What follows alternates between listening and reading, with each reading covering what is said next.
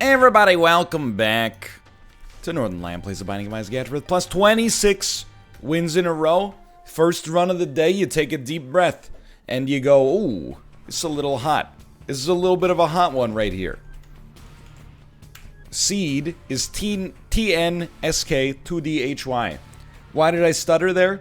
I'm willing to admit to you that I temporarily forgot what the letter N was and almost called it 9. Which is not, I mean, there are 2 N's in the word 9.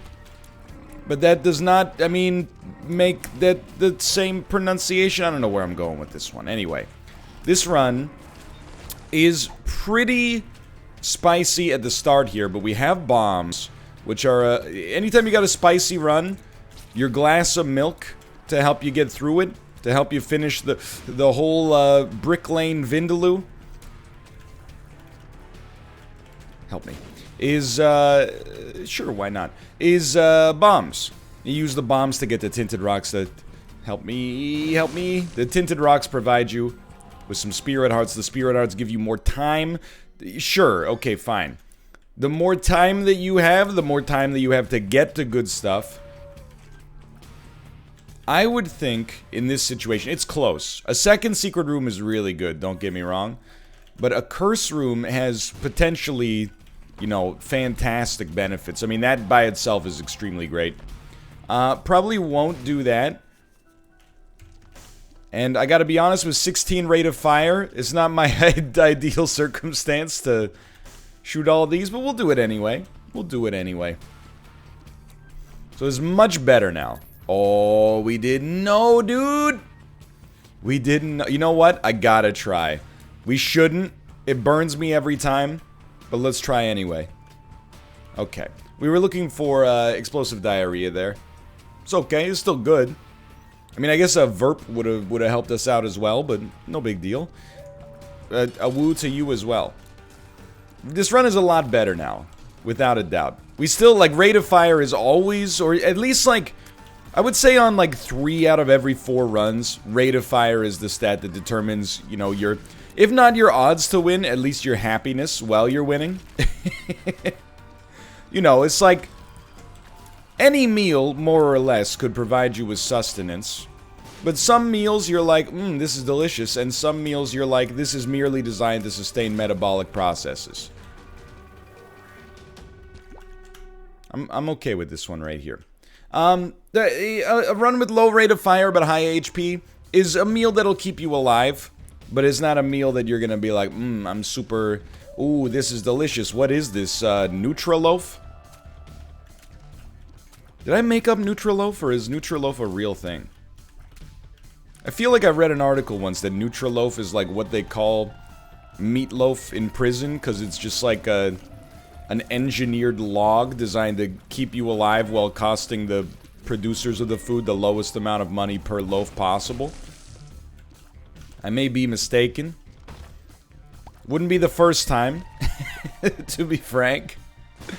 But you gotta admit, that's a pretty elaborate thing to accidentally misremember, you know what I mean? That's not the kind of thing that is just like maliciously, I'm like, hey, check it out, I'm gonna make up a completely asinine story. But you know, the human brain, it's I say it all the time, it's a meat computer. When I was younger, I was more naive. I thought that it was an infallible thing, but sometimes the human brain is very strange. You know, electrical misfirings and whatnot create some strange circumstances. Did I ever tell you about the time in university? You know, I would eat a sandwich for lunch every day, and one day I opened up the fridge, and there was some bread in the refrigerator, which I understand some people do, but it's not the way I do it, okay? So when I saw bread in the refrigerator, I went, well, that's weird, but cold bread, not that big of a deal. Some idiot must have just left it in the fridge. But I couldn't find my meat. So, you know, later that week, I went to the grocery store, and I picked up more deli meat. Started to get a few flies in the kitchen. And I went, what the heck's going on with that? Why is our kitchen so, you know, infested right now? A couple of days later, realized there was a smell emanating from the cabinet where we keep our bread. I open up the cabinet, guess what's in there? My old lunch meat. Unrefrigerated. Pretty gross. The moral of the story is, I'm dumb. I had made a sandwich at some point. And put the bread where the meat was supposed to go and the meat where the bread was supposed to go. Not in the construction of the sandwich, but in putting the ingredients back in their improper locations.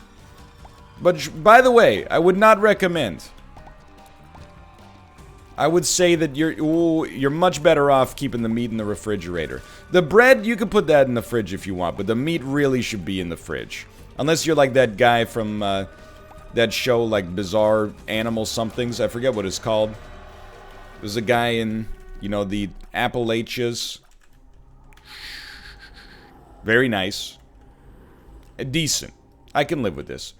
There's a guy in the Appalachians who exclusively ate raw meat, including roadkill that he scavenged from the side of the road. By the way, if you're like, that sounds sick, no, trust me. If you watch the episode, I mean, it was a weird show. There was also, like, you know, a dude, and I think this was performance art for the dude. There was a dude who chose to live his life like a dog. Which is, like, I actually think is completely fine as long as you've, you know, not misled your spouse and your children. So he, you know, met a lady, they got married, they had 2 kids, and then he decided to live his life like a dog. By the way, I don't think I can go to the item room. I would love to, but no keys, but still very good here. And his wife was like, you know, I married an independent adult man, and now he wants me to feed him out of a stainless steel bowl on the ground. She honestly had the patience of a saint. I would be at my wit's end pretty soon. But you shouldn't be eating raw roadkill. It's parasitic. I mean, there's all sorts of problems. I can't imagine that it tastes good either.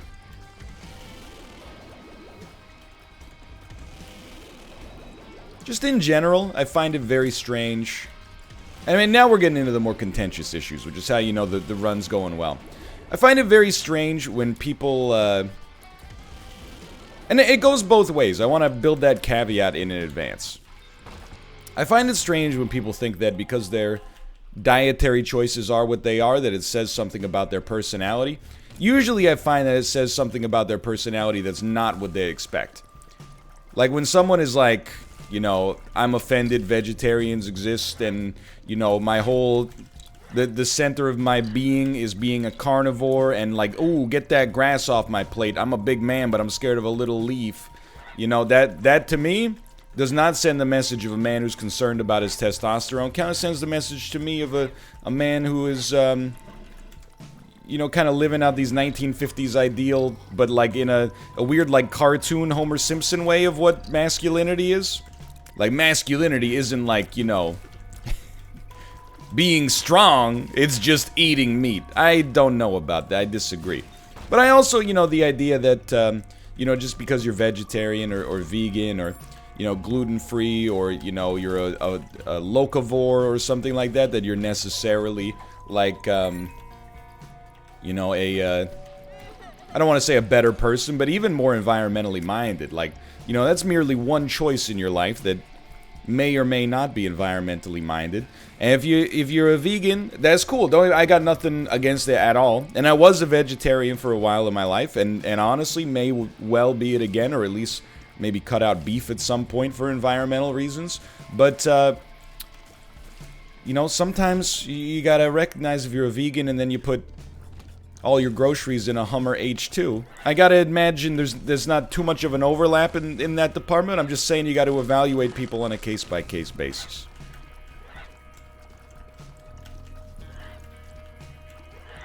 Well, I always find it weird when people... I mean, it's the same as, like, whenever I talk about the gaming industry. Like, sometimes Kate drinks Soylent. Well, she buys the Soylent. I'm not trying to make excuses. I'm just trying to give you the situation here. Kate buys Soylent because, you know, it's a nice breakfast. It's like a 400-calorie breakfast, which is, you know, pretty high. And it's got something like 20 grams or, you know, 24 grams of protein in it or something. Sometimes if I'm in a rush, I'll snag one. And I might end up drinking it on stream. And, whenever I drink it on stream, there's always like, I would say maybe 2% of the chat messages are like, oh my god, is this guy really drinking a Soylent?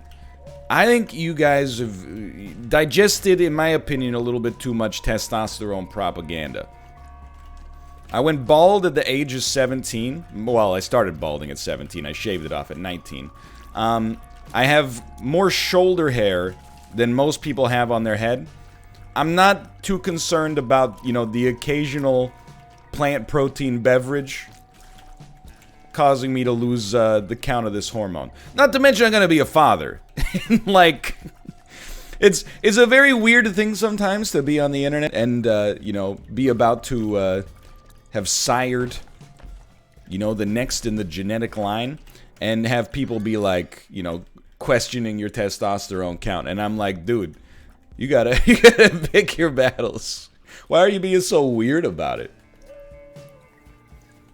And it happens sometimes when I'm scrolling through TikTok too. There'll be like videos from like what appears to be like a 17-year-old kid, and he'll be talking about like foods you can eat to up your testosterone count. And I'm like, brother, just worry about the 11th grade. You're making things so complicated for yourself. And so whatever forum you're reading, stop reading that forum so much. It's doing things to your brain. I don't think you need to worry about that stuff. Not to say there aren't, you know, medical situations, you know, especially if you're a man, you're getting a little older, or you got, you know, symptoms or stuff like that, then of course. But I'm like, you got a beard, dude. You're a high schooler with a beard. And you're like, what you should do is, you know, consume my nootropic stack every day. And I'm like, you're 17 years old. When I was 17 years old, I was like, I don't know. We were still learning about like what's a trans fat.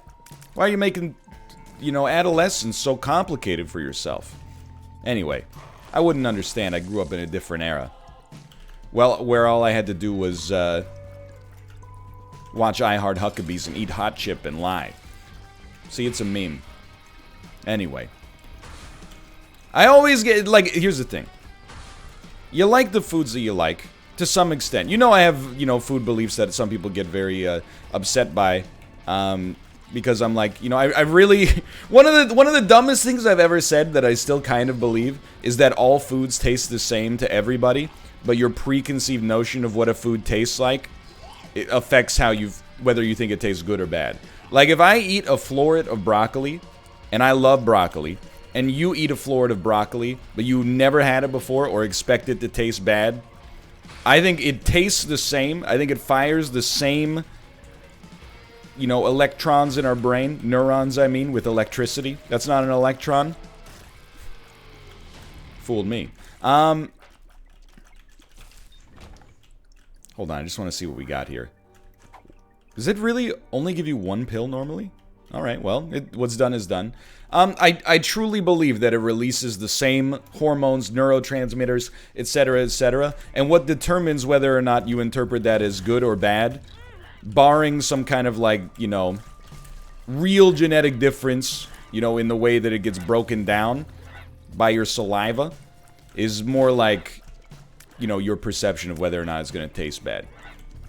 Like, you ever have it, like, you eat... And this is evidence for my point, but I do want to say, I am very far from being a scientist in this... Well, in any avenue. Then the one... And I know you're going to bring up the devil's advocate. It's a good devil's advocate, I'll admit. Cilantro. That's the one where some people are like, you know... Depending on genetic composition, it could taste like soap or taste delicious. However, I also have strong opinions about that. I believe that probably for at least half the people who think they have the soap gene actually do not, but heard that it tastes like soap and then fished for those flavors cerebrally when they ate it. Look, I said in advance this was a dumb opinion, okay? But I'm going to keep it going. You know, what I was going to say, though, is you ever have a situation where, like, you think you don't like a food and then you eat a food that has that as an ingredient, and before you know it's in there, you're like, this is good, what is this? And they're like, that's taro. And you're like, what? I thought these were potatoes, dude. Blech. You know? It happens. It happens. It could happen to you, too. So I don't, look, and this is genuine.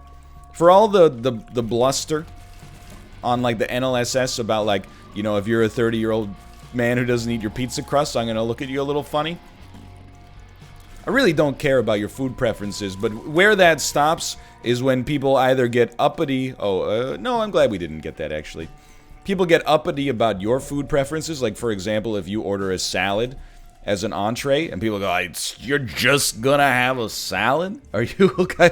Are you okay? You're not even having a beef sandwich with an order of French fried potatoes next to it. Like, are you dying? Did your doctor recommend that you... Anyway, you get the idea. Well, the answer is yes. My doctor recommended that I eat salads instead of hamburgers and French fries. Not because, you know, I have a problem, but rather because that's what all doctors across planet Earth recommend pretty much 100% of the time to their patients. And the other one is when people are like, they think because of like what they eat or drink, it imbues them with some kind of like surrogate personality. You know what I mean? People who are like, you know, because I drink whiskey, I'm a man. And I'm like, I don't know, man. I don't know if Jack Daniels existed as a human being in 2020. I don't think he would spend so much time arguing about that volleyball anime on Twitter. But, you know, it takes a lot to make a stew. A pinch of love and some laughter, too. I'm relying on you, Daddy Longlegs. Come on. Thank you. Much appreciated. We will not open that for the time being. This run is... We're really stalling for this deal with the devil here. I know that I go on the picky eater bit probably a little too often. But it does come up a lot in chat. It's on my mind routinely. Help. Help. You can eat whatever you want, don't get me wrong. I'm just saying, you could also, like, you know... My last little piece of feedback on this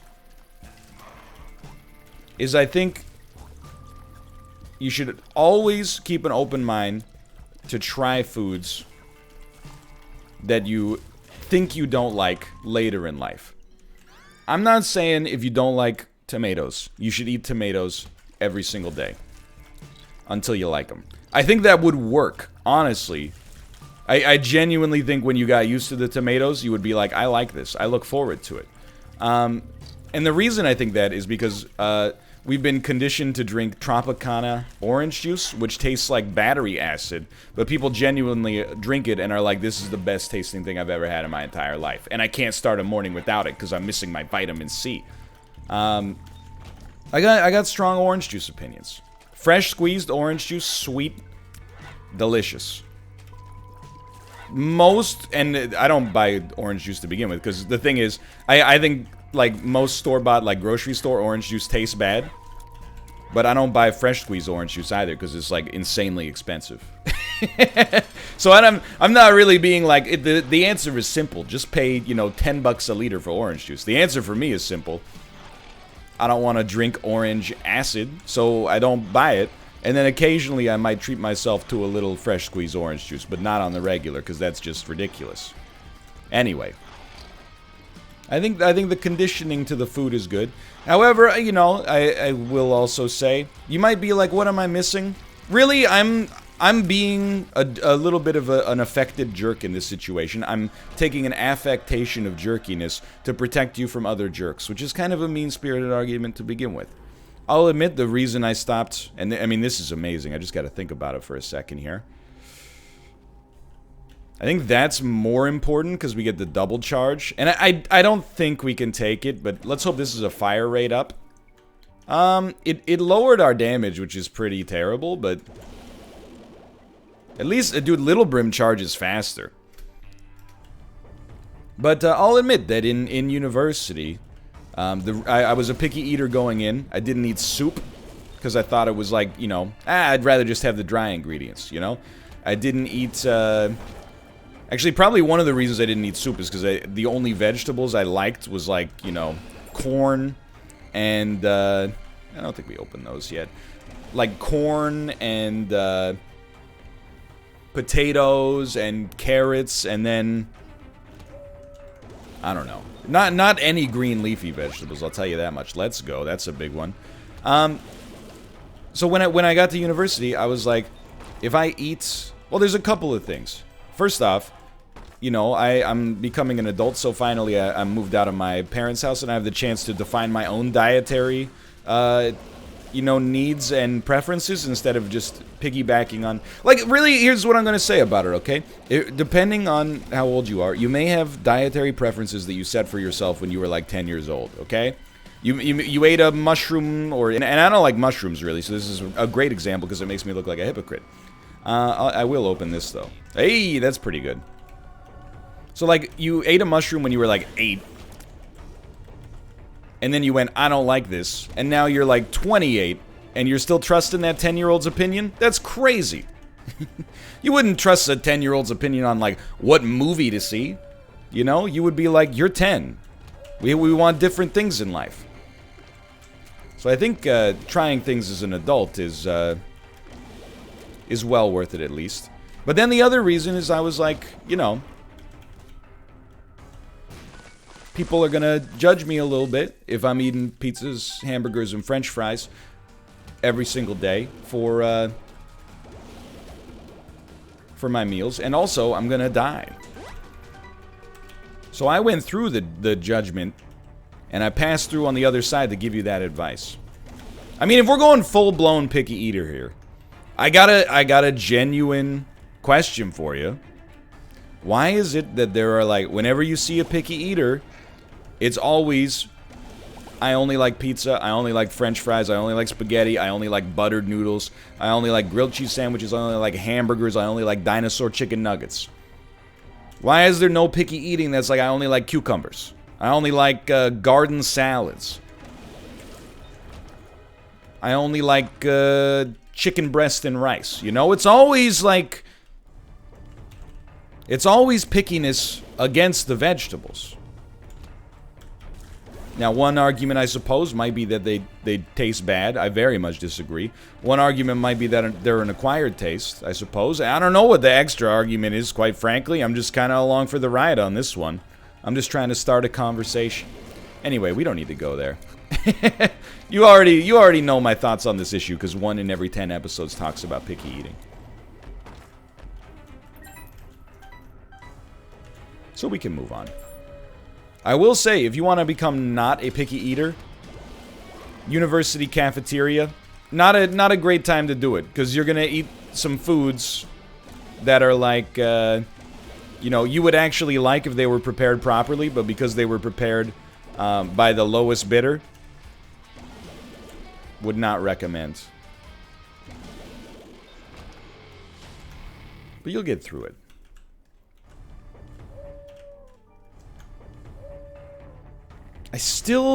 You know what? Let's do it here. I can't believe how slow this run is, considering we have Brimstone, but I guess 50 rate of fire, 2 damage will do that to you. That's more like what we were looking for, and no greed is also great. Generally speaking, I mean, Diplopia does pretty well, and we could get a free nail charge, but I think we'd rather just try to get a better item, or 2, I should say. Not quite worth it, but I'll tell you, I think I'll just buy Ancient Recall. This is probably what we're looking for. Maybe. Although we did spend on Sackboy, or on Diplopia, to save on Sackboy, which I don't, you know, I think it paid dividends, but it's a little weird. We can probably just bounce. And actually, this one must be closer to being charged, right? Very slightly. Very slightly. I mean, Malf will tell you, and he revels in telling it, because I take myself very seriously as an adult. More vegetables, please. I don't want to get coronary heart disease in my late 30s. Look at me, I hate fun. But, you know, sometimes we would go to Subway in high school, because it was the coolest new restaurant in the world at the time. I would get, routinely, a turkey sandwich on whole wheat bread no cheese sometimes. And then literally, I'm being straight up with you, just the turkey. Bread and turkey. Maybe bread, turkey, and mustard. That's the level of picky eating we were talking about. Now, you can't have it both ways. If you say, whoa, that's weird, you also can't take the righteous approach of, hey, why can't we just let people like what they like? I'm just saying, because I've been on both sides of the aisle, I prefer it over here. And at the time, I was convinced that I had some kind of, you know, like, oh, I'm not like other people. I just only enjoy the taste of the meats. I don't enjoy the vegetables. Really, it was that I was a coward, quite frankly, and was like, oh, I'm such a strong guy, but at the same time, oh, if my sandwich doesn't taste absolutely perfect, I'll never recover. It was a risk aversion at the end of the day. I don't know why I'm being weird about it. You just kind of like, you know, in a conversation that's like two-sided, usually when you go too far, somebody will pull you back. In a one-sided conversation, you just, I'm not saying you always double down, but like when you're already on something, it's easier to just keep going in that direction. Why do you think everybody that releases a manifesto sounds so unhinged? It's because they got no editor in there to be like, hey man, can you tone down like the rhetoric here? It's gonna freak people out a little bit. You need a copy editor to be like, I think you're going off a little too hard in this department. But really, I stand by my position.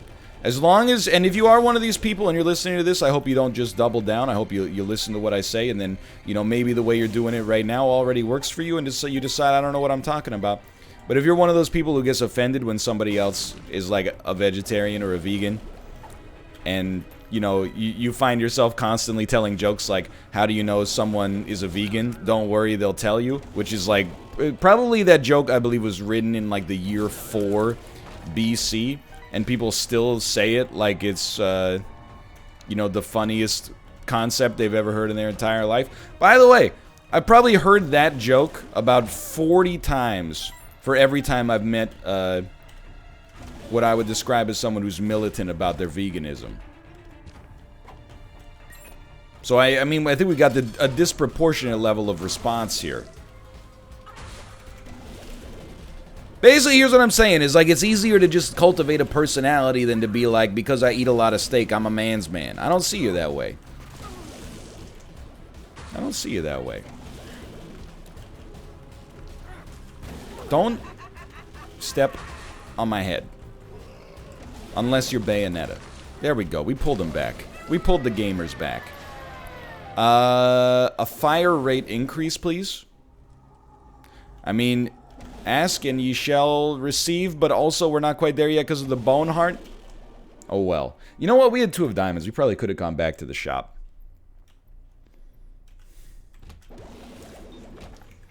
So this is all a very roundabout way of saying stop insulting me for drinking Soylent. Sorry, it's not G Fuel.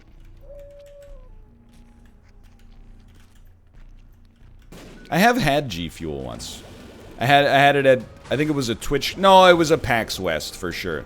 They had like a big cooler of G Fuel set up at the G Fuel booth, and you could go over with a little paper cup and have some G Fuel.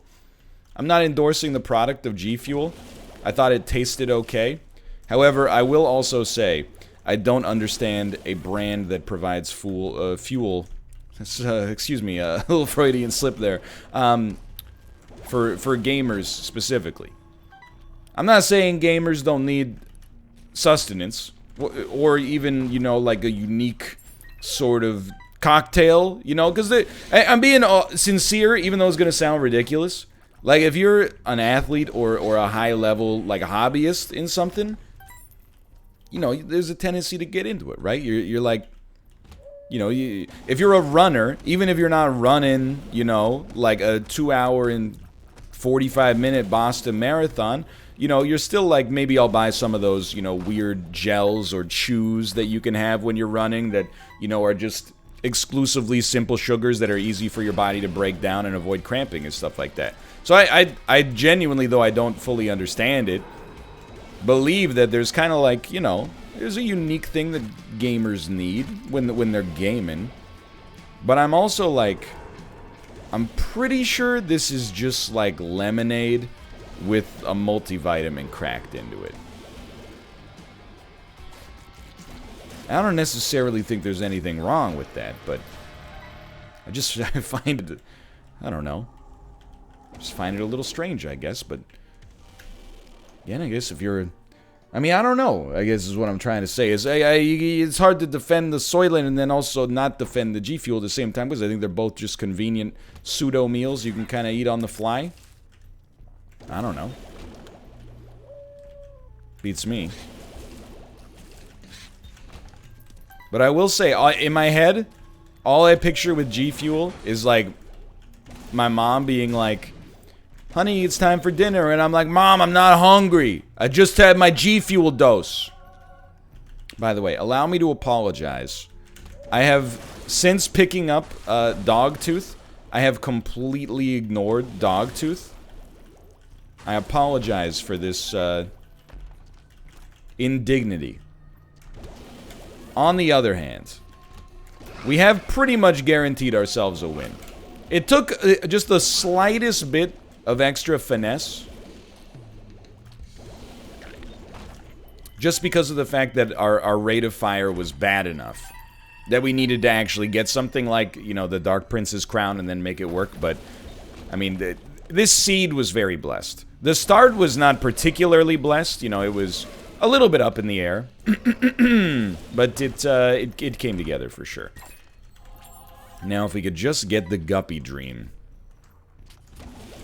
Can I tell you? This is a common question that's come up. Steam today, when I went to play Isaac, it prompted me and said, hey, you've played this game for 3,409 hours. 3,409. Would you like to leave a review? If you've ever wanted to know how much time I've spent in Isaac, there's your answer right there. 3,409 hours. I really should leave a review. Like, especially, it's weird, right? Like, let me explain why it's weird. Not for Isaac. I mean, here's the thing. So many people that have that prompt pop up click no.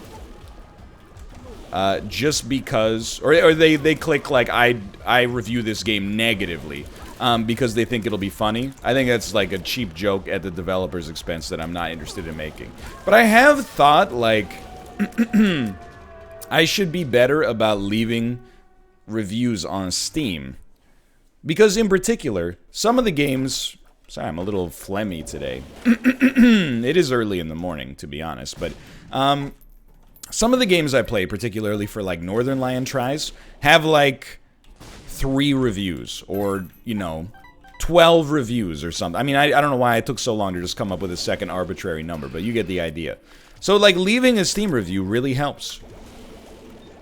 It's not gonna... like, one review is not gonna take you from, you know, like, 12 players to, like, you know, Arma 3 levels or anything like that. But at the same time, you know, it makes a difference, because once you get over, like, I think once you get over 4 reviews, you get, like, the percentage of positives and negatives get shown. So as long as the reviews are good, you get that blue check mark next to your name. You get that, or blue thumb, I should say, next to your game. And when you get the blue thumb next to your game, more people are going to look at it and be like, oh, this looks cool.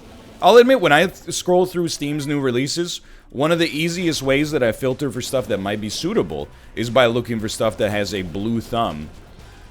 And it's like, no review, I have no idea, right? This could be an underappreciated gem, but the vast majority of them, at least from their marketing materials, look kind of like, you know, very, very rough hobby projects that have been released for like a couple of bucks.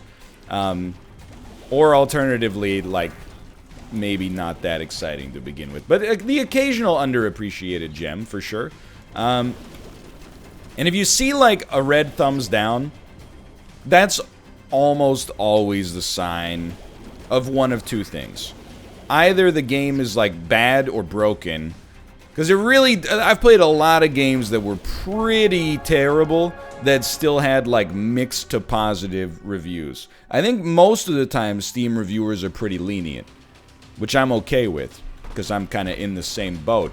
I can never remember how this works, but okay, it's interesting at least. But the real reason you'll see negative reviews is if the game is so broken as to not function, or alternatively, if the developers are controversial for whatever reason. So you gotta have some context for that. Also, like, I hate to say it, because it sounds like way more pro AAA than people would probably be comfortable with, but like an indie game that is barely functional will oftentimes have positive reviews, whereas a AAA game that has like one issue that like 2% of the population cares about will have like negative reviews across the board. Now, to be fair, most indie games are probably around like 20 bucks USD, and AAA games are like, 60. But I always find it funny that, like, I'll play an indie game for Northernlion Tries that is almost non-functional. Reviews are like maybe 70% positive. And you look at like a AAA game and people are like, they gave my favorite character sunglasses thumbs down. But, yeah, I mean, here's the thing. So I always think, like, man, I should be leaving more reviews. But then I'm also, like, in a way, I don't want to leave reviews for the reason that is, like, I feel like you're so incentivized on Steam to leave a positive review. Nah, well, I don't know. With Hemolacria Brim, this might be interesting.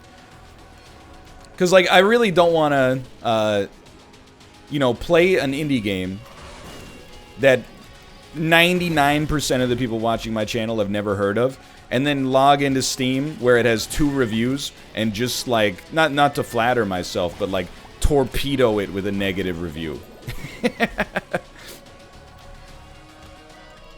Just, like, take it from 100% positive with 1 review to 50% positive with 2 reviews.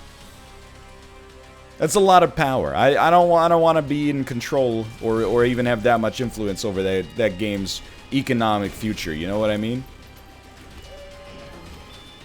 Anyway, I think I should probably review more. At the very least, there's games I could review that would, I wouldn't feel weird about. Like giving Monster Train, One Step from Eden, Stone Shard, etc., positive reviews.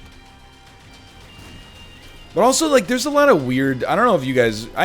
I'm so... And this is why I get offended when people disagree with me, which is a bad habit, about Steam stuff. I'm like, I spend more time in the Steam ecosystem than anybody listening to this, unless you work at Valve, and even then, it's gonna be close. I look at the new releases every single day. I've got foibles. When Steam Labs, because I think they recently, like, sunsetted the project, when Steam Labs was going on, me and this was not something I pushed for. Like, the developer of Steam Labs contacted me and was like, "Hey, you use this a lot. What kind of stuff would you like to see?"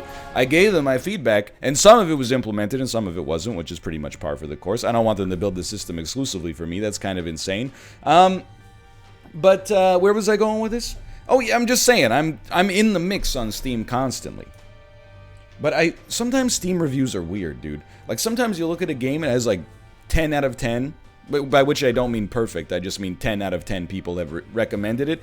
And then the reviews just say things like, fun, nice, good. But, like, good is spelled wrong. And I'm like, I don't know if you're just... if writing a review gives you points or an achievement on Steam now, so you just want to get one out there quickly, or... Anyway. Weird episode, but we made it. For now, thanks for watching. I hope you guys enjoyed it. If you did, click the like button. Helps out a great deal. Of course, subscribe if you want to see more in the future. For now, thanks for watching. I'll see you next time. It's very simple. See ya.